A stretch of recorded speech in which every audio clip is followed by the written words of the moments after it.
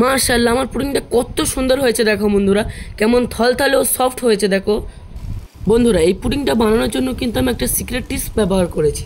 আমার পুরো ভিডিওটা দেখলেই আপনারা বুঝতে পারবেন যে কেমন করে এটা তৈরি করলাম। সবার প্রথম আমি একটি পাত্রে ক্যারামেল বানিয়ে নেব।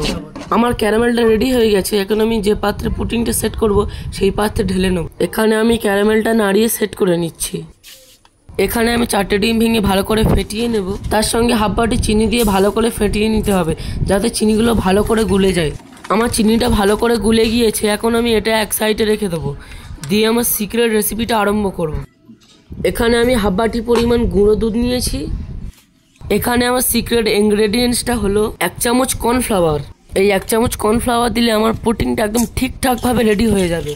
বন্ধুরা, তোমরাও একবার আমার এই সিক্রেট ট্রিকটা ব্যবহার করবেন, শেষে দেখবে তোমাদের পুডিংটাও পুরো আমার মতো হয়েছে। এখানে আমি দুধটা নর্মাল পানি দিয়ে গুলে নিচ্ছি। আমার দুধটা নর্মাল পানি দিয়ে গোলা হয়ে গেছে। এখন আমি এর মধ্যে অ্যাড করব হালকা উষুম গরম পানি। ডিমের মিশ্রণের মধ্যে আমি দুধটা ঢেলে দেবো, দিয়ে ভালো করে মিশিয়ে নেব। আমি এই মিশ্রণটা ক্যারামেলের পাত্রের মধ্যে একটি ছাঁকনির সঙ্গে ছেঁকে ঢেলে নেব। কড়াইতে আমি পানি দিয়ে একটা স্ট্যান্ড বসিয়ে তার মধ্যে পাত্রটা রেখে দিয়ে 25 মিনিটের মতো জাল করে নেব। মাশাআল্লাহ, আমার পুডিংটা কত সুন্দর হয়েছে দেখো বন্ধুরা, কেমন থলথলে ও সফট হয়েছে দেখো। আমি আমার ভাইকে খাইয়ে দেবো। ভাই, খেয়ে বল কেমন হয়েছে। খুব মজা, খুব মজা, হেভি। যাদের এই রেসিপিটা পছন্দ হয়েছে ও আমাদের ভিডিওকে ভালোবাসো, তারা একটা লাইক ও একটা সাবস্ক্রাইব করে দেবে। একটা লাইক করে দেবে।